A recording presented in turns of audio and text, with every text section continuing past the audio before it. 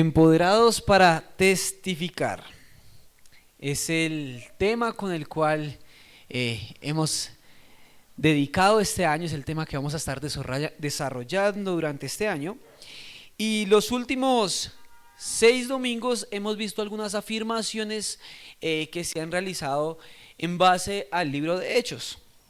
Y quiero que antes de que abordemos el tema de hoy y que profundicemos en la afirmación que vamos a estar viendo hoy, podamos profundizar o podamos más bien recordar las afirmaciones que hemos hecho anteriormente. No es un quiz, pero vamos a ver quién se acuerda. Hechos capítulo 1, versículo 1 al versículo 5. Empoderados para testificar. Es el de Hechos 1 a 1 al 5. Capítulo 1, versículos 6 al 14. Recibimos la tarea de ser testigos. El mismo capítulo 1, versículos 15 al 26. Somos guiados por las escrituras. Vamos a repetir entonces solamente las primeras 2 predicaciones, ¿listo? Que son las que no mentiras. Capítulo 2, versículos 1 al 21. Tenemos poder para testificar. Capítulo 2, versículos 22 al 47, vivimos en comunidad para testimonio. Y el domingo pasado vimos capítulo 3, versículos 1 al 26 y dice: damos la gloria a Dios siempre. Las 6 afirmaciones que hemos visto hasta la fecha, las 6 afirmaciones que hemos podido aprender o extraer del análisis del libro de Hechos hasta el momento. Y hoy vamos a continuar mirando algunas situaciones y circunstancias que se van a dar en el capítulo 4 de Hechos que nos van a llevar a una nueva afirmación. Entonces voy a invitarles a que abran sus Biblias en Hechos capítulo 4 y vamos a leer solamente los primeros 31 versículos. Solamente los primeros 31, bueno, solamente esos. Como es tan larga la sección, a mí me gusta usualmente leer todo y después analizarlo. Vamos a hacer un poquito diferente, vamos a ir leyendo y analizando poco a poco para no extendernos tanto. Hechos capítulo 4, versículos 1 al 31, voy a estar leyendo la nueva versión internacional, aprovechando que no está el pastor Nelson y que él no me va a regañar por no estar leyendo Reina Valera. Entonces vamos a cambiar de versión hoy. Versículos 1 al versículo 4, vamos a empezar. Dice que mientras Pedro y Juan hablaban a la gente, se presentaron los sacerdotes, el capitán de la guardia del templo y los saduceos. Estaban muy disgustados porque los apóstoles enseñaban a la gente y proclamaban la resurrección que se había hecho evidente en el caso de Jesús. Arrestaron a Pedro y a Juan y como ya anochecía los metieron en la cárcel hasta el día siguiente. Pero muchos de los que oyeron el mensaje creyeron y el número de estos, contando solo a los hombres, llegaba a unos 5,000. Esos son solamente los primeros 4 versículos, pero con muchísimo contenido. Muchísimo contenido. Yo quiero que podamos resaltar unos aspectos muy interesantes de esto. Recordemos que hace 8 días estábamos viendo el capítulo 3 y el pastor Hernán, quien estuvo acompañándonos, nos contó qué era lo que estaba sucediendo. Sucedió un milagro. Pedro y Juan en Jerusalén sanaron un cojo y luego hubo una magnífica predicación. Y a raíz de esos 2 hechos es que empieza a suceder lo que estamos viendo en este capítulo. Mientras ellos 2 estaban hablando, a la gente llega la guardia, el jefe de la guardia del templo. ¿Saben quién es el jefe de la guardia del templo? Bien, este personaje, que no es usualmente nombrado en la Biblia, el único que estaba por encima de este guardia era el sumo sacerdote, la cabeza del templo. Lo que quiere decir que esta operación policial no era cualquier operación. El jefe de la guardia en persona tuvo que presentarse para llevarse a Pedro y a Juan por la predicación que estaban ellos haciendo. Y después de nombrar a la guardia del templo, es muy interesante que menciona a los sacerdotes y a los saduceos. Los sacerdotes, al parecer, pertenecientes a la secta de los saduceos, Y algo muy importante que debemos recordar de ellos es que no compartían la doctrina de la resurrección. Los saduceos no creían en la resurrección y constantemente estaban en disputa contra los fariseos porque los fariseos sí creían en la resurrección. Y noten que la enseñanza y la proclamación de los apóstoles estaba basada en la resurrección. A los saduceos les estaba molestando y les incomodaba el hecho de que se predicara sobre algo que ellos tampoco no creían. Ahora, si el problema fuera solamente doctrinal, creo que no sería tan complicado, porque los fariseos enseñaban sobre la resurrección, perdón, y los saduceos predicaban lo opuesto, ¿no? Un grupo creía y el otro no. Entonces esta disputa era usual entre ellos, no era algo nuevo. Sin embargo, el problema para ellos es que era, primero, evidente en el caso de Jesús, y segundo, la gente estaba creyendo.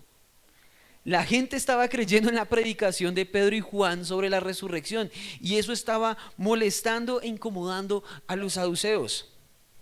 Que la gente creyera la verdad de Jesús incomodaba. Pero algo más que quiero resaltar de esta sección es, miren, cuando predicaron, dice que los que oyeron el mensaje, contando solo a los hombres, llegaba a unos 5,000.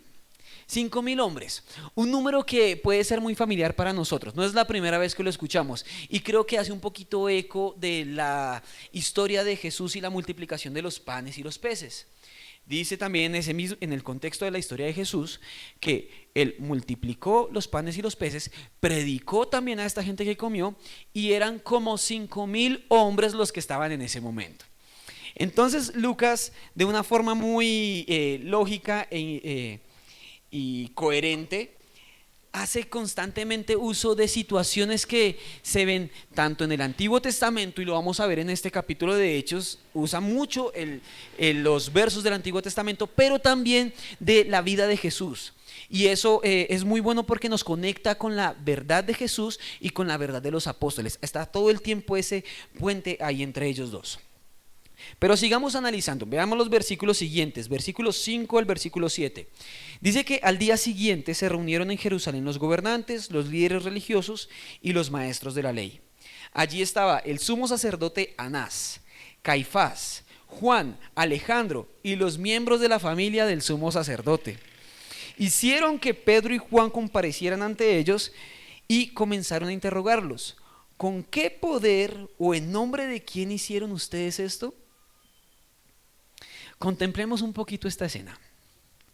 Lucas hace una descripción de los personajes que van a determinar qué hacer con Pedro y con Juan. Y está el sumo sacerdote Anás, Caifás, Juan, Alejandro y los miembros de la familia del sumo sacerdote. Se los voy a poner de esta forma para que me entiendan un poquito. Hagan de cuenta que a ustedes, por estar predicando, los llevan frente al presidente de la República, el Congreso está presente y al mismo tiempo está la familia del Congreso y el presidente. Y son ellos los que van a determinar qué hacer con ustedes por estar predicando. Pedro y Juan no estaban frente a cualquier concilio, no estaban frente a cualquier tribunal, perdón. Estaban frente al máximo poder y la máxima autoridad judía.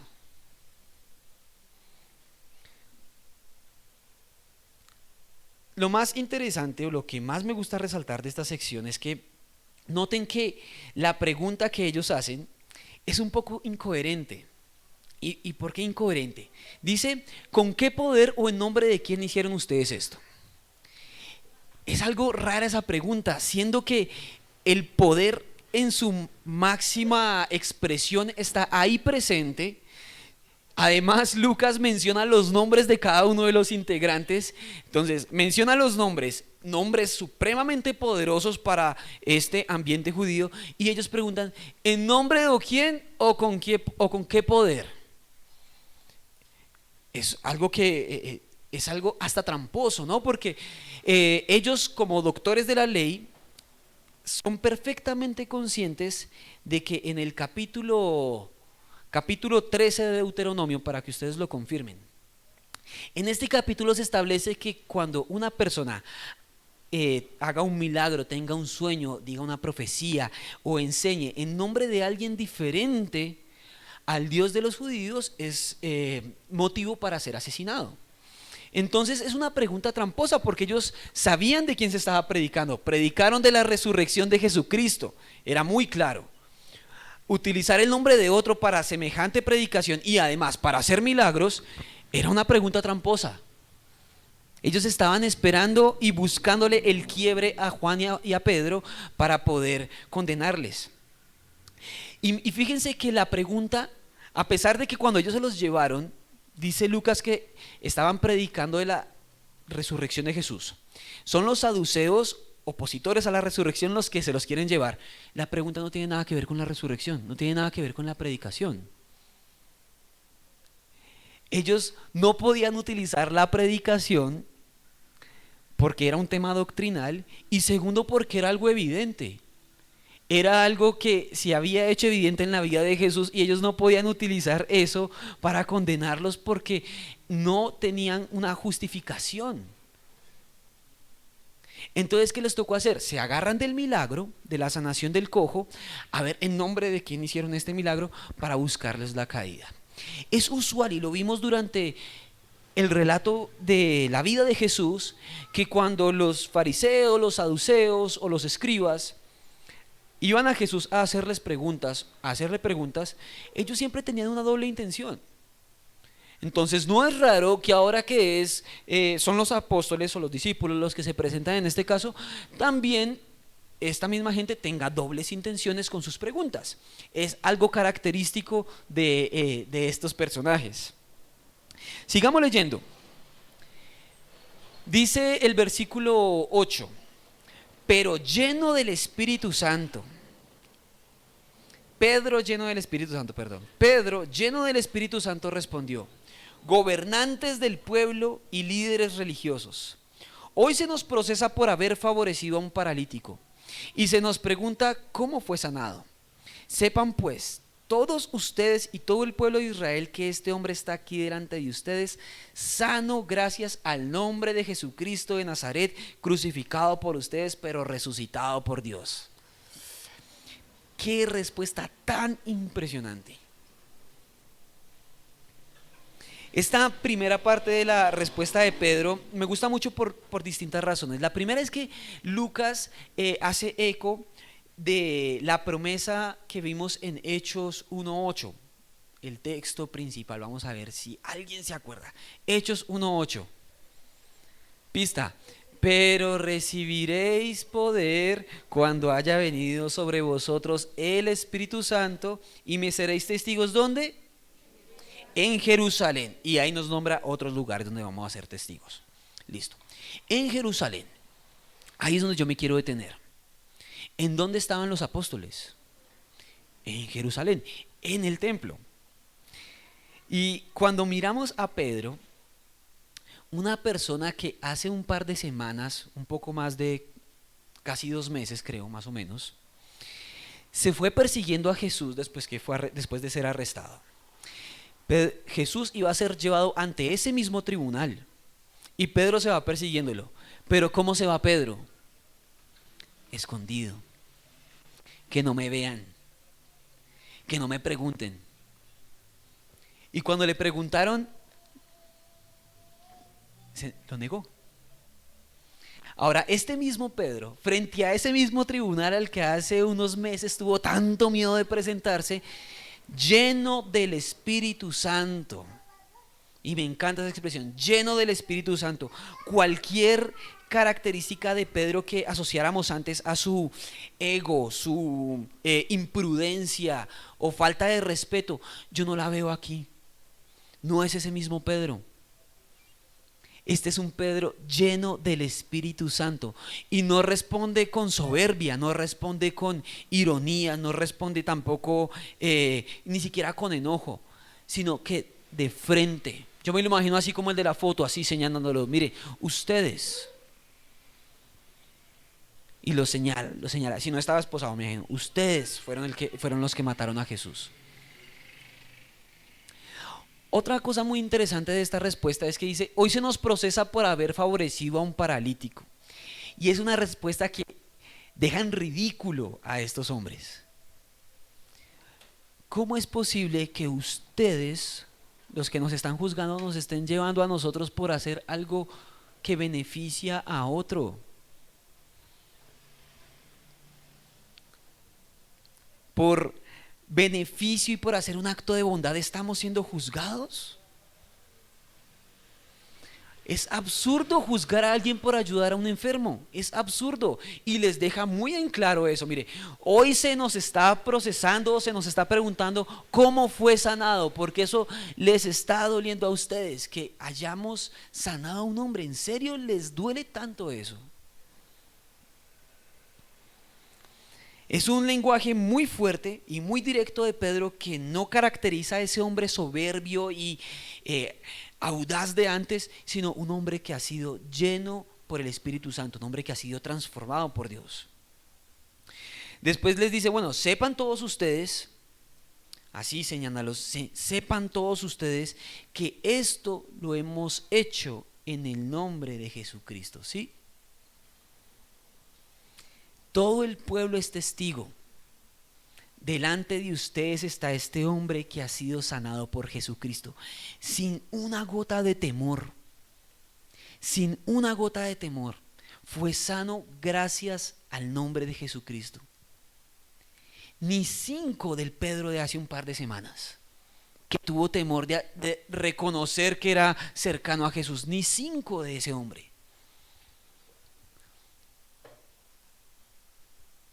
Pero ¿saben qué es lo más trascendental de esta respuesta?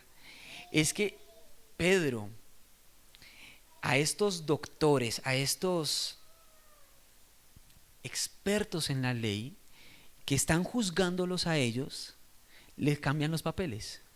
Y dice, mire, ese hombre está sano gracias al nombre de Jesucristo, al que ustedes mataron. Y ahora le dieron la vuelta a la torta, les cambiaron los papeles. Quienes estaban siendo juzgados por haber hecho un acto benéfico, ahora son los que están diciendo, miren, ustedes sí cometieron un delito, ustedes sí cometieron un acto atroz, mataron a Jesucristo, lo crucificaron, hicieron un complot, confabularon contra él. Pero Pedro los contrasta con la idea de que Dios, o contrasta con el acto de que la resurrección es un acto de Dios. Ustedes, el poder máximo del pueblo, se encargaron de matar a Jesucristo. Pero Dios, el verdadero poder, ese poder por el cual ustedes están preguntando, ese poder es el que lo resucitó de entre los muertos. Los jueces terrenales, ese tribunal terrenal, en realidad son los criminales ante el tribunal del cielo. Y en ese momento, quizás de forma inconsciente, Pedro y Juan están ejerciendo esa labor de señalar el pecado y el delito que ellos habían cometido, independientemente de que era algo que estaba profetizado. No quita la culpabilidad de quienes estuvieron en ese complot, de quienes confabularon para asesinar a Jesús. Sigue diciendo el versículo 11: Jesucristo es la piedra que desecharon ustedes los constructores y que ha llegado a ser la piedra angular. De hecho, en ningún otro hay salvación, porque no hay bajo el cielo otro nombre dado a los hombres mediante el cual podemos ser salvos. Continúa Pedro y complementa la respuesta que había dado anteriormente con el salmo, con un salmo, para que lo puedan leer después ustedes. Salmo 118, versículo 22 es el que está citando en este caso Pedro. Sin embargo, lo modifica un poco.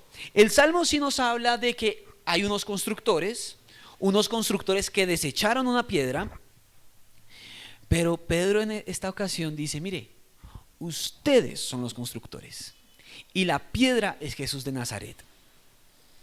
Entonces le da un significado a ese salmo, le da un valor a cada uno de los personajes que es mencionado en el salmo.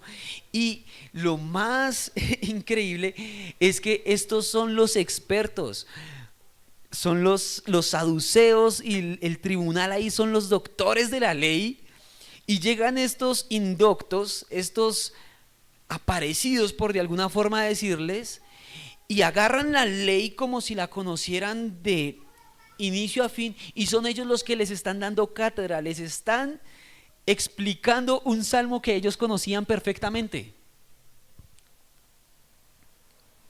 Además de que les da una clase a estos doctores, les cita las escrituras, los responsabiliza de la muerte de Jesús, les da por hecho la resurrección de Jesús.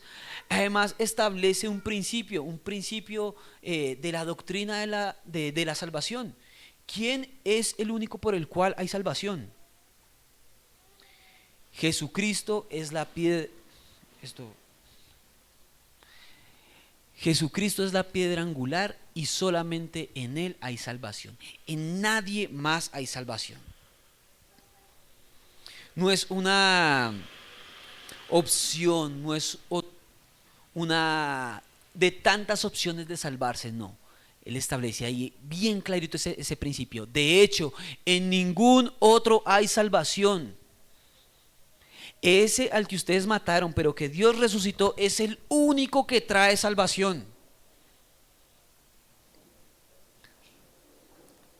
Es una respuesta muy fuerte, pensando en a quién le están respondiendo y quiénes son los que están dando esa respuesta.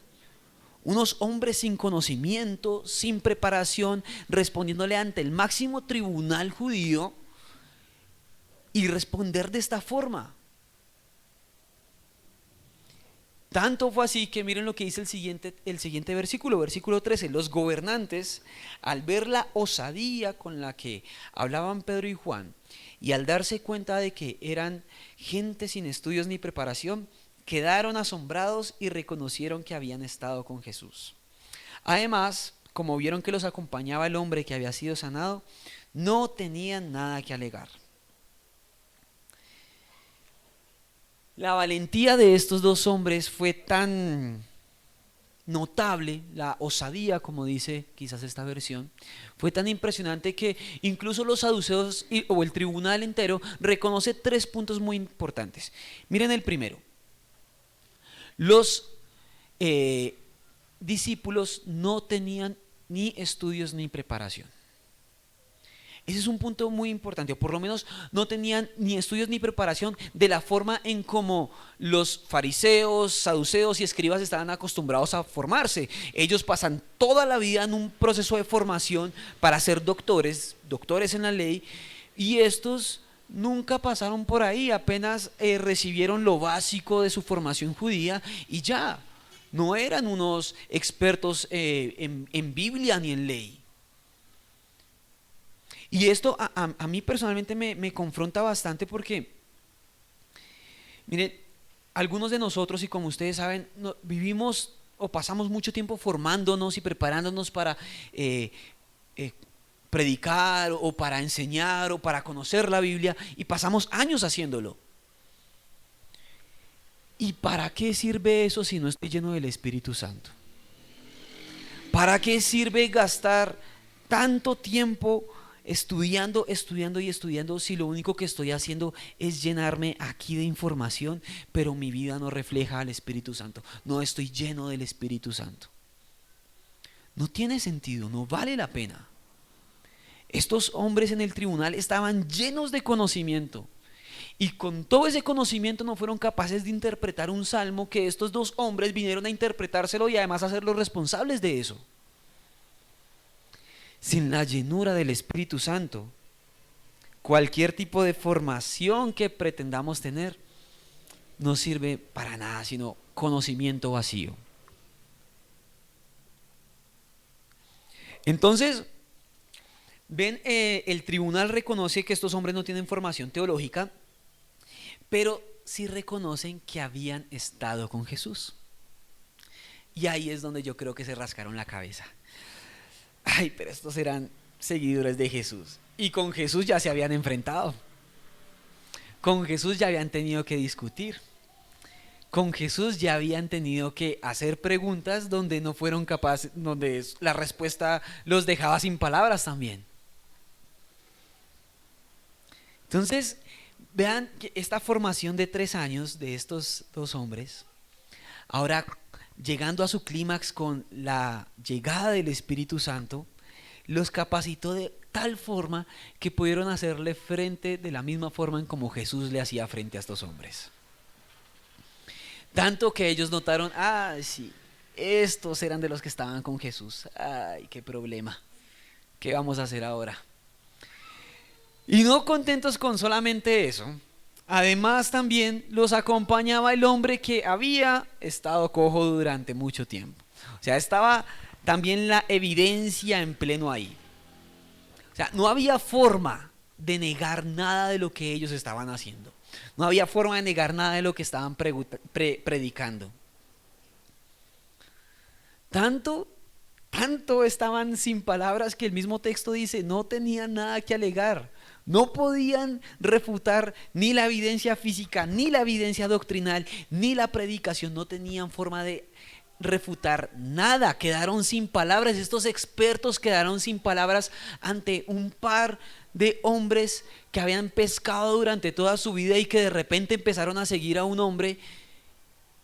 Y este hombre fue el que los capacitó y los llevó a esta llenura del Espíritu Santo. Entonces, notemos todos esos elementos que están formando este ambiente pesado. Es un ambiente pesado en el que están ellos ahorita.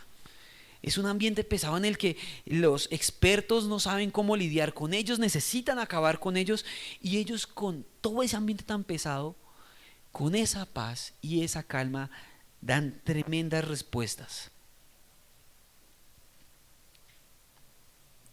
Sigamos leyendo, versículo 15 hasta el 18 dice: Así que les mandaron que se retiraran del consejo y se pusieron a deliberar entre sí. ¿Qué vamos a hacer con estos sujetos? Es un hecho que por medio de ellos ha ocurrido un milagro evidente. Todos los que viven en Jerusalén lo saben y no podemos negarlo. Para evitar que este asunto siga divulgándose entre la gente, vamos a amenazarlos y así no volverán a hablar de ese hombre a nadie, de ese nombre a nadie. Los llamaron y les ordenaron terminantemente que dejaran de hablar y enseñar acerca del nombre de Jesús. Miren, en esta conferencia del Sanedrín, en este tribunal, la verdad no era lo que se estaba discutiendo. La verdad no era algo que tuviera que debatirse. O sea, mire, ni la predicación sobre la resurrección, ni la responsabilidad del Sanedrín frente a la muerte y asesinato de Jesús, ni la responsabilidad de Dios frente a la resurrección de Jesús. No estaba en duda la predicación de Pedro y Juan, no estaba en duda tampoco la sanación. Eso no estaba en discusión. El problema era este. Ellos necesitaban evitar que eso se siguiera divulgando. Ellos necesitaban evitar que la verdad se siguiera divulgando. No tenían argumentos para evitar que eso pasara. No tenían argumentos para contradecir lo que estaba sucediendo. Tenían temor que esa verdad se siguiera divulgando. Eso los ponía en un problema a ellos, porque siendo la máxima autoridad, imagínense que este par de hombres le están dando cátedra a la máxima autoridad, los hacen responsables de un asesinato, les hablan doctrinalmente, les cambian su doctrina. O sea, estos hombres se están volviendo locos, tanto que su única opción, ¿cuál fue? Amenazarlos. Los llamaron y les ordenaron terminantemente que dejaran de hablar.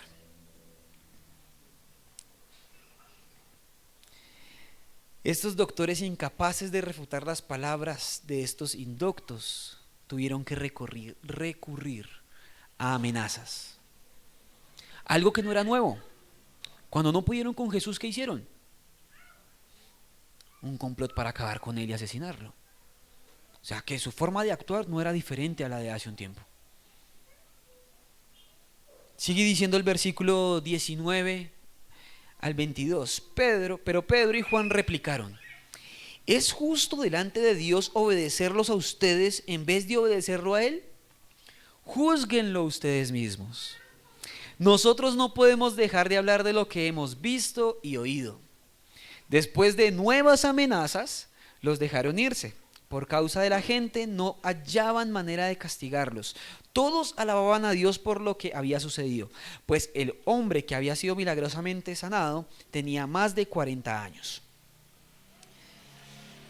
Termina esta respuesta de Pedro y Juan con una pregunta, y esto es bien curioso, ¿no? Cuando son Juan y Pedro citados ante el tribunal, con lo primero que se encuentran es con una pregunta: ¿en nombre de quién y con qué poder están haciendo ustedes eso? Ahora ellos son los que acaban. ¿Es justo delante de Dios que los obedezcamos a ustedes antes que a Dios? Ahora son ellos los que preguntan.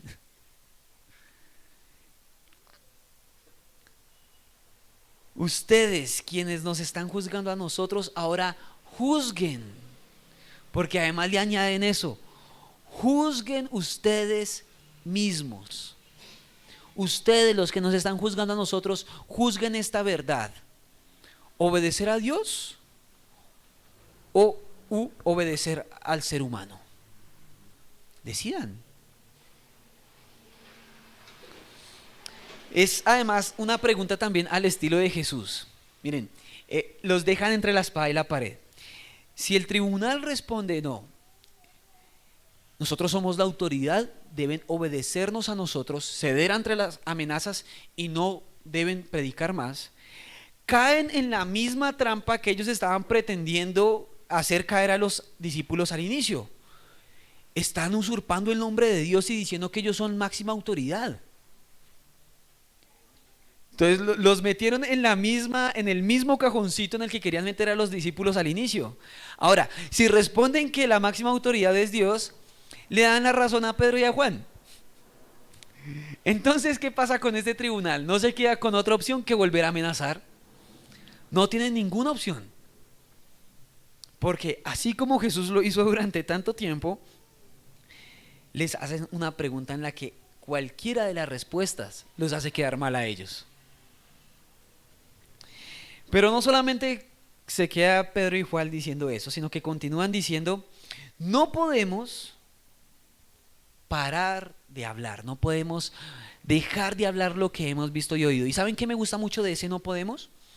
Estuve analizando un poquito esa palabra en su idioma original y me encanta que ese no podemos es la misma expresión o la misma palabra que se utiliza para cuando una persona pasa por una discapacidad física. Por ejemplo, alguien que pierde alguna de sus extremidades, que pierde una mano, no puede escribir. No es que no quiera, no puede. Ese mismo no puede es el que está utilizando en este momento Pedro y Juan ahí. El mismo no poder de una condición física. Es que mi condición física no me permite caminar porque tuve un accidente y perdí algo, caso hipotético. Ese mismo no puede ser el que está utilizando ahora para decir no podemos dejar de hablar. Miren, no es una opción para nosotros. No es que nosotros decidamos si vamos a hablar o no. No es solamente eso. No podemos evitarlo. El Espíritu Santo no deja de hablar a través de nosotros. No podemos evitarlo. En su condición actual, Pedro y Juan no pueden parar de hablar. Esa llenura del Espíritu Santo los imposibilita para callarse. Mire, ¿y saben por qué es importante esto? Porque nos saca un poquito del emocionalismo de a veces de yo siento que debo decir algo de parte de Dios, o que mis emociones sean las que decidan si yo debo o no ejercer algún rol o realizar alguna actividad a favor del Señor o no. Miren, no es un emocionalismo. Porque las emociones van y vienen, las emociones son un sube y baja. Hoy puedo sentir muchísimas ganas de estar aquí predicando y puede ser que en 8 días no tenga ni 5 de ganas de venir acá a predicar. El tema con este no podemos es que es una condición espiritual en la cual yo no puedo evitar hacerlo. No es que mis emociones decidan por mí, me saca todo ese aspecto emocional para poder centrarme únicamente en lo que importa, y es lo que el Espíritu Santo hace a través de mi vida. Eso es lo que importa. Además de eso, y yo quiero introducir un término acá que pues es un poco polémico y complicado de manejar quizás en nuestra sociedad, y es la desobediencia civil cristiana. Quizá algunos de ustedes ya la han escuchado, pero lo que hacen aquí Pedro y Juan es que establecen que la autoridad humana está delegada o limitada a Dios. Si contradice a Dios, el ser humano está en la posibilidad o incluso en la obligación de desobedecer al ser humano por obedecer a Dios. Ahora, es importante que entendamos algo, y es que esta desobediencia civil no nos exime de un castigo civil. Justamente por eso se llama desobediencia civil. Una desobediencia trae consigo una consecuencia. Entonces, cuando yo ejerzo ese, no sé si llamarlo derecho, sino más bien esa responsabilidad de desobedecer civilmente por obedecer a Dios, no significa que el Estado o la parte civil no deba castigarme. Desobedezco y asumo las consecuencias, eso sí. No, Dios no me está eximiendo del castigo. Y veámoslo un poquito más cercano. Miren, acá estamos viendo a Pedro y a Juan que están pasando por esa situación, pero veámoslo en nuestras iglesias. Iglesias Hermanos Menonitas, una iglesia anabautista. Cuando esta iglesia se formó en el siglo, ¿quién sabe de historia? Siglo XV, siglo XVI. Los anabautistas tomaron la decisión, en base a las escrituras, no usar las armas ni la violencia para defender ni al Estado ni a sí mismos. Esta decisión se da en un contexto de guerra, de hecho. Hay un problema con el imperio greco-romano ahí, y los cristianos o los anabautistas dijeron: miren, nosotros no vamos a intervenir, nosotros no vamos a participar, nosotros no estamos de acuerdo con usar la violencia ni las armas. ¿Qué implicó eso? Persecución, asesinato, exilio, tortura. Estaban desobedeciendo una orden del Estado, y el Estado tomó las medidas que consideraba adecuadas para esa situación. Ahora, vayámonos más cerca. No tenemos que irnos hasta el inicio del anabautismo. Hoy en día, ¿en cuántos lugares es prohibido predicar en contra de la ideología de género y demostrar que bíblicamente eso no tiene sentido? ¿Cuántos pastores no están ahorita encarcelados o condenados por predicar en contra de la ideología de género? Eso es desobediencia civil cristiana. ¿Que trae sus consecuencias? Claro que las trae.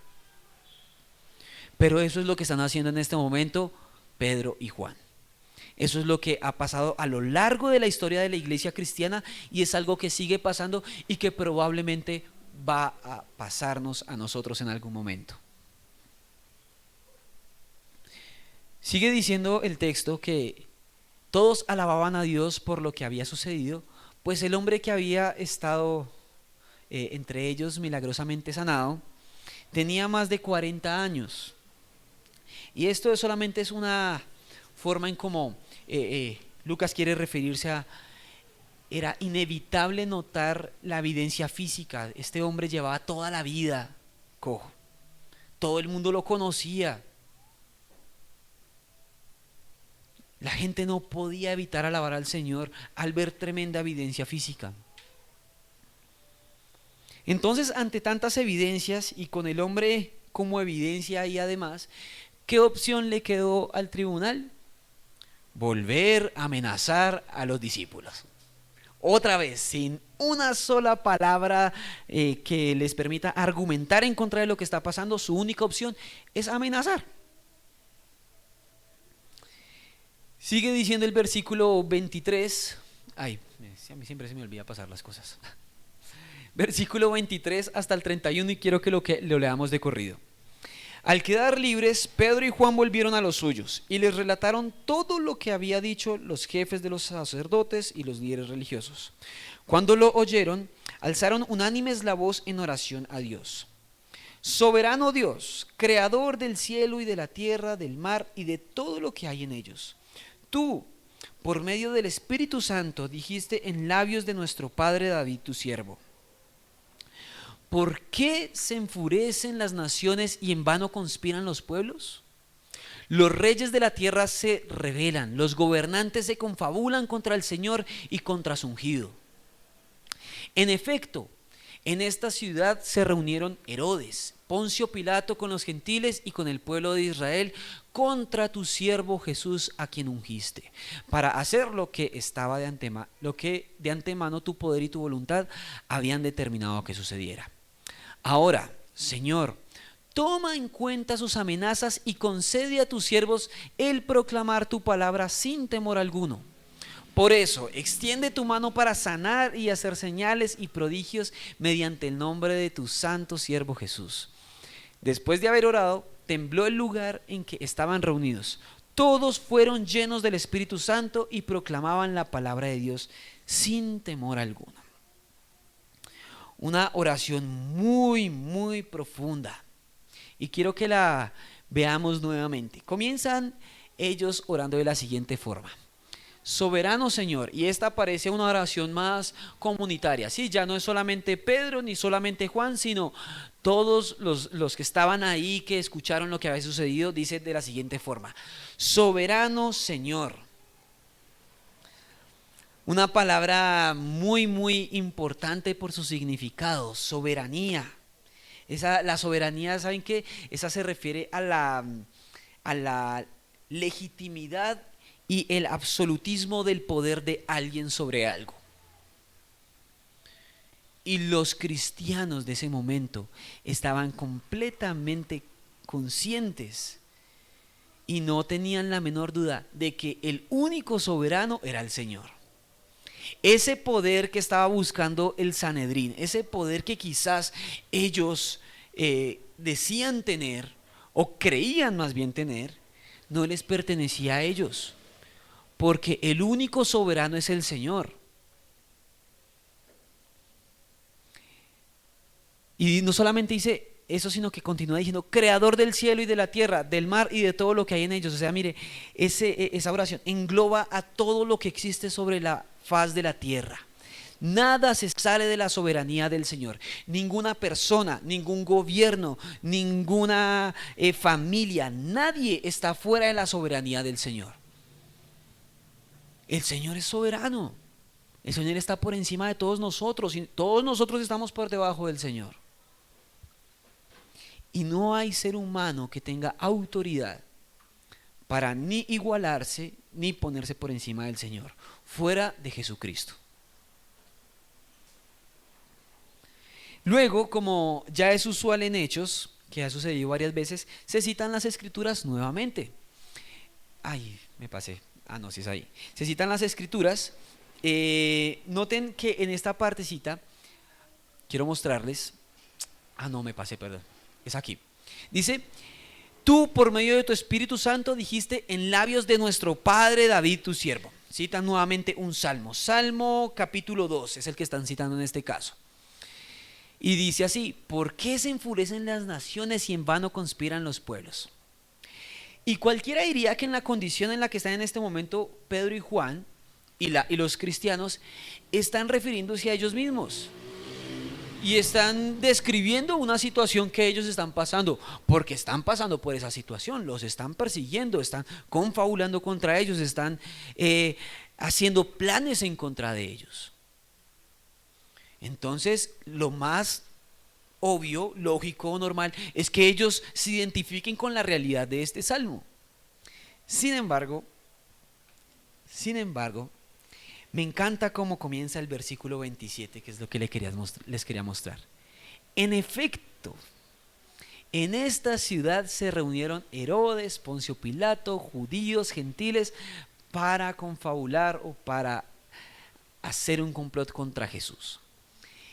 Esta mención o este recorderis del Salmo 2 no era para hablar de ellos mismos.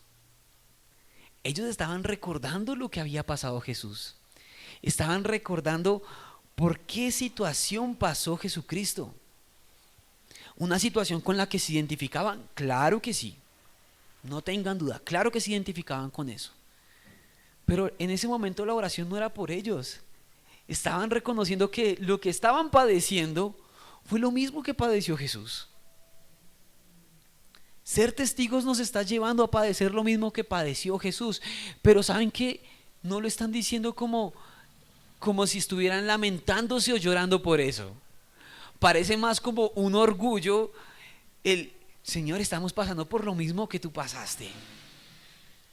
O sea, nos podemos gozar en que estamos viviendo lo que tú viviste porque estamos haciendo las cosas bien, porque estamos siendo testigos, que fue lo que tú dijiste que íbamos a hacer cuando recibiéramos el Espíritu Santo.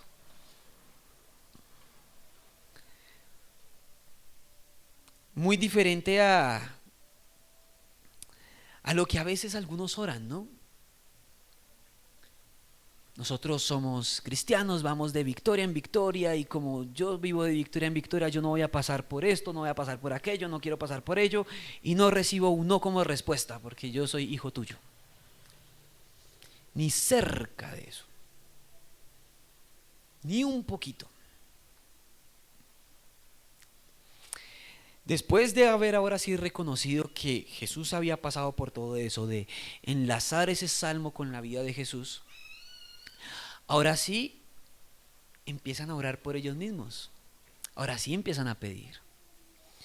Pero miren, no dice que no están pidiendo nada material, ni siquiera están pidiendo, Señor, líbranos del mal, como dice el Padre nuestro. No están pidiendo nada de eso. Señor, queremos seguir compartiendo y proclamando tu palabra sin temor. Eso es lo que queremos hacer. Tú, Señor, ya conoces las amenazas. Toma en cuenta esas amenazas y danos la capacidad de seguir proclamando tu palabra sin temor. Esa es su oración. Su oración no es ser sacados del problema. Su oración no tiene nada que ver con el problema. Su oración tiene que ver con la capacitación del Espíritu Santo para poder seguir proclamando sin miedo, sin temor alguno. Pero no solamente se quedan ahí, sino que siguen diciendo, extiende tu mano para sanar, para hacer señales, para hacer prodigios. Miren, si los del tribunal, los saduceos, hubieran estado presentes en esta oración, las respuestas ya las hubieran tenido. ¿En nombre de quién van a hacer señales y prodigios como la sanación del cojo? Mediante el nombre de tu siervo santo Jesús. Ahí está la respuesta que ellos querían. En ese nombre es que se hizo ese milagro. No están diciendo ni siquiera ellos, Señor, permítenos hacer milagros. Señor, danos la capacidad de sanar, danos la capacidad de echar demonios. No, extiende tu mano, porque es que es tu mano la que puede hacer todo esto. No es mi llenura del Espíritu Santo que llegó, sanos todos ustedes, dientes nuevos para todos. No, no hay dientes nuevos para nadie. Es el poder de Jesucristo el que extiende su mano y Él sana y Él hace prodigios como Él quiere. Si me usa a mí, perfecto. Si no usa a nadie, también lo puede hacer. Su mano no está delimitada a mis acciones. Su mano no está delimitada a que yo esté presente o no esté presente. Mientras que para proclamar el Evangelio, para proclamar la palabra, sí están pidiendo, Señor, déjanos hacerlo sin temor. Señor, úsanos para proclamar tu palabra sin miedo. Miren, algo curioso de este texto, y yo quiero que se fijen en el versículo 8. Si tienen ahí sus Biblias, pues yo les leo. Pero dice que Pedro, lleno del Espíritu Santo, respondió. Pedro, lleno del Espíritu Santo, habló, respondió una pregunta. Luego aquí dice, pero todos ellos, llenos del Espíritu Santo, proclamaban. La llenura del Espíritu Santo, mis hermanos, está estrechamente ligada a la proclamación de la palabra. La evidencia de la llenura del Espíritu Santo está también en que nosotros proclamemos la muerte y resurrección de Jesucristo, en que reconozcamos su vida y compartamos a otros de ella. La llenura del Espíritu Santo no es un estado de éxtasis en el que me siento de cierta forma, no. es la capacitación que el Señor nos da para predicar, para proclamar, para enseñar, para vivir conforme también a eso.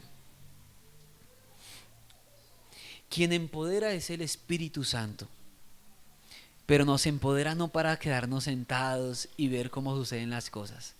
¿Nos empodera para qué? Y es nuestro tema del año: empoderados para testificar.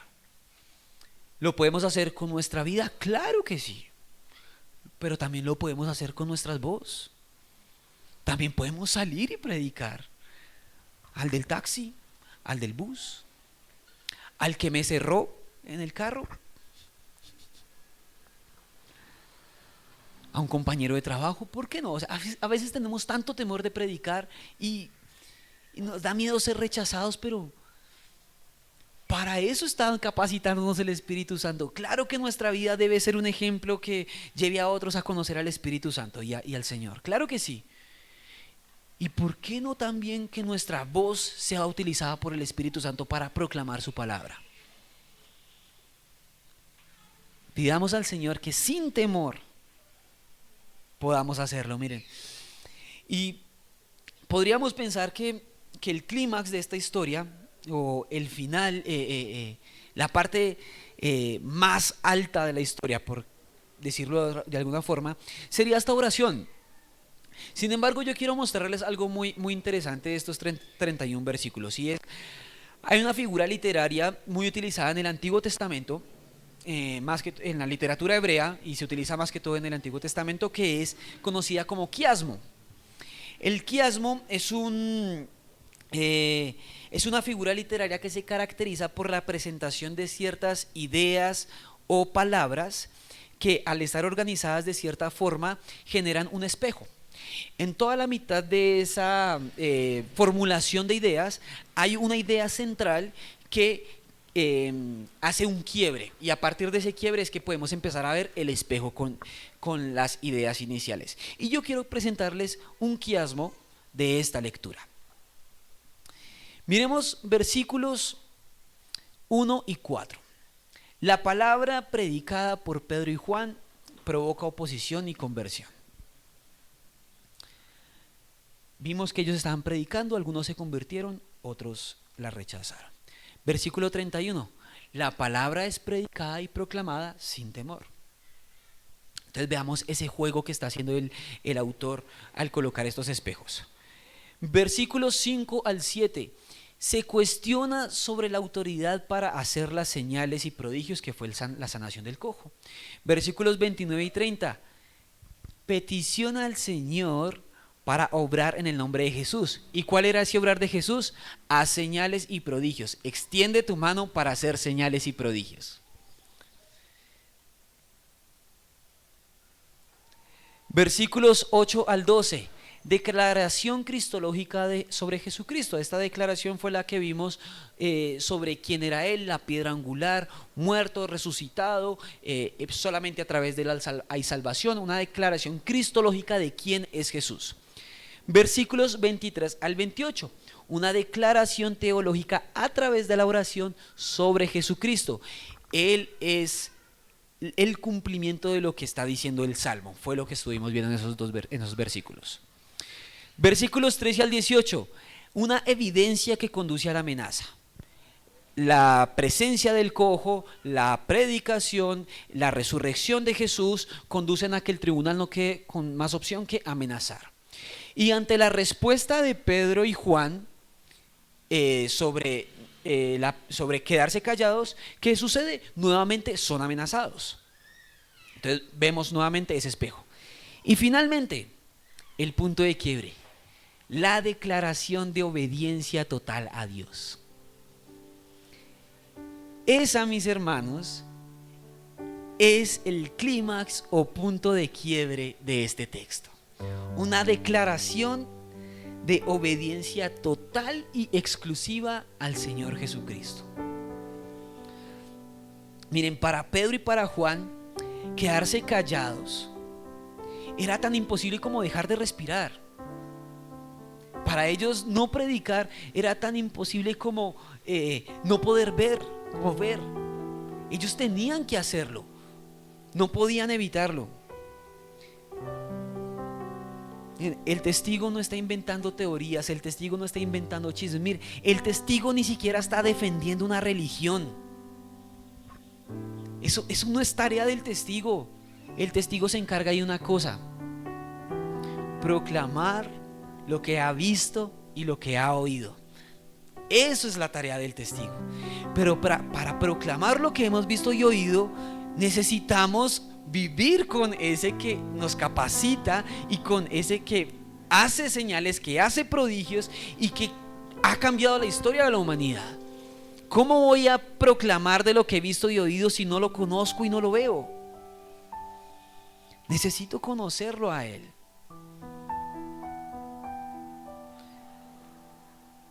Ellos no estaban defendiéndose a sí mismos tampoco. El testigo tampoco está preocupando por defenderse de si lo atacan, si lo quieren encarcelar, no sé, o por cualquier otra cosa. Ustedes podrán imaginarse mejores opciones que yo. El testigo no se está defendiendo tampoco a sí mismo. Ellos, cuando son interrogados, no están defendiendo lo que están haciendo. Cuando son cuestionados, lo que empiezan a hacer es a proclamar. ¿Y qué proclamaron? Sobre la muerte, sobre la vida, sobre la resurrección de Jesucristo. Sobre eso proclamaban. Porque ellos vieron a Jesucristo, ellos lo vieron actuar, ellos lo vieron y lo escucharon predicar. Pero ya no solamente lo vieron, ahora ellos también están viviendo eso. Ahora ya está en ellos eso.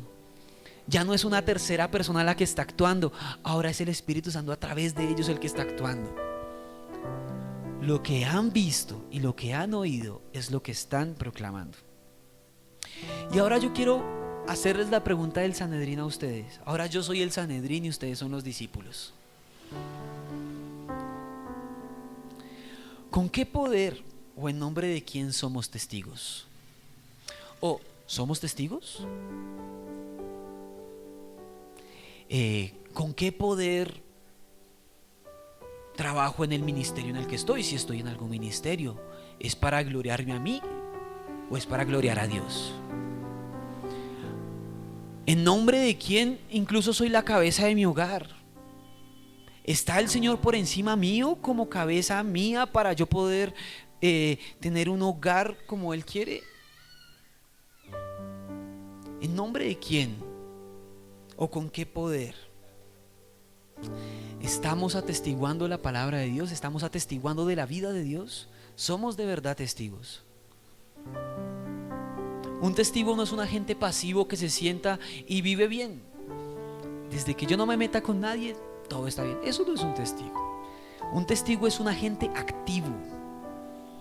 Es alguien que actúa y obra por la predicación, por la proclamación. Si mi vida refleja la proclamación, que mis palabras también la reflejen. No puedo venir aquí y yo a predicarles para salir allá afuera a vivir completamente lo opuesto que he hecho. Eso no es proclamar. Eso es llenarlos aquí de teología o de Biblia. Eso es eso. Pero en la proclamación armoniza la vida. Armoniza lo que yo estoy viviendo, lo que yo estoy compartiendo con otros, con lo que también estoy diciendo.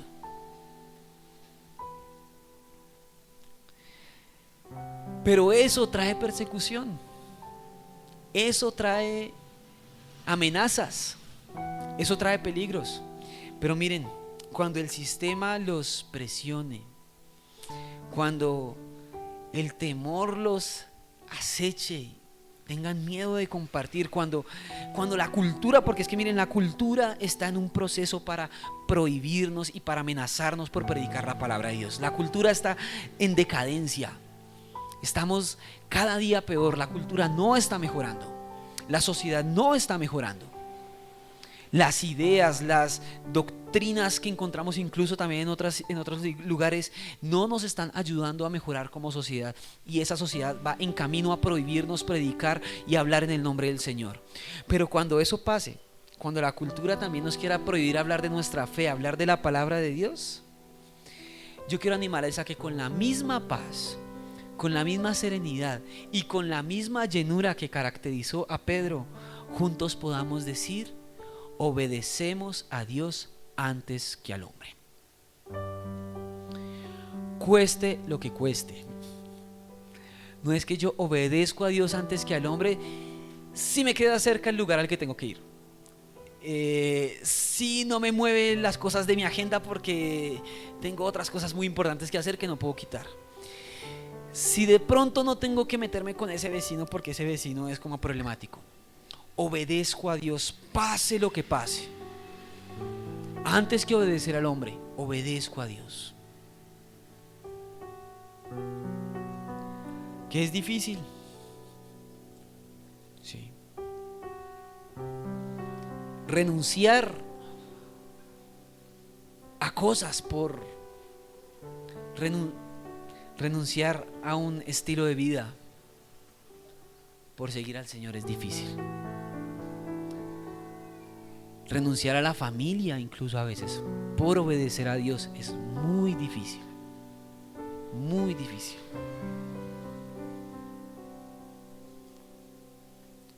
Pero nosotros obedecemos a Dios antes que al hombre, cueste lo que cueste. Señor, te agradecemos por este tiempo, por esta tarde ya, Señor.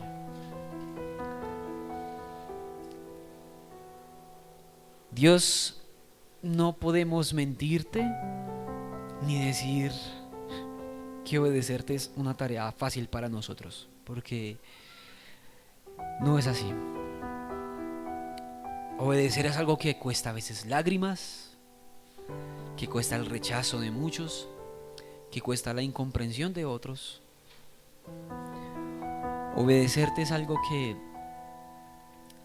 le cuesta a nuestro orgullo, que le cuesta a nuestros deseos, pasiones, tentaciones. Obedecerte es algo que incluso a veces nos da pena. Hablar de ti, vivir como tú quieres que vivamos, sin apariencias, puede ser que también nos dé pena, Señor. Por eso es que nuestra oración en esta tarde, así como hace 2000 años la hicieron, y es: Señor, permítenos proclamar tu palabra sin temor. Que nuestra vida sea una acción clara de proclamación. Que mi vida sea un testimonio claro de proclamación. Pero que asimismo mis palabras también lo sean, Señor. Y que el temor que quizás me ha a veces envuelto y que no me deja hablar de tu nombre en libertad, Señor, yo te ruego para que tu Espíritu Santo se lo lleve en este momento y ya no esté más con nosotros. Que solamente sea la plenitud de tu Espíritu y no el temor el que nos caracterice.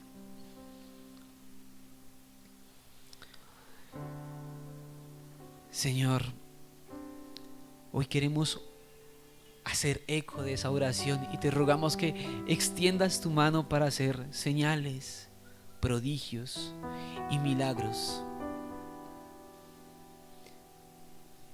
Te rogamos que tu presencia sea imposible de refutar, así como tu resurrección es imposible de refutar. Que tu actuar en nuestras familias, en nuestra congregación, en nuestra sociedad sea imposible de refutar. Así no lo entiendan otros, así no lo entienda el gobierno, así no lo entienda la gente en la calle, así no entienda la cultura, que tu presencia está aquí en medio de nosotros. No importa que no lo entiendan, Señor, pero que tu presencia nunca se aparte de nosotros.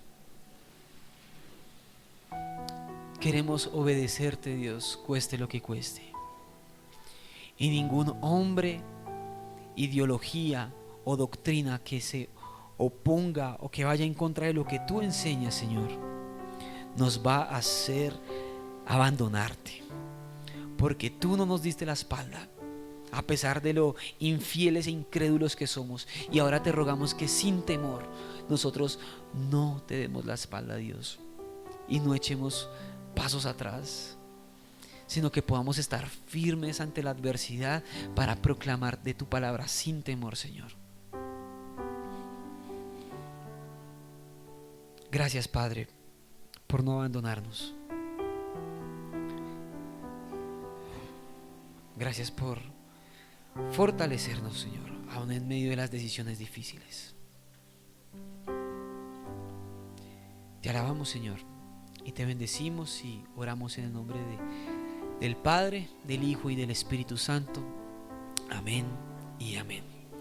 Muchas gracias, hermanos, que Dios los bendiga. Tómense un tintico, una aromática y nos vemos el próximo semana.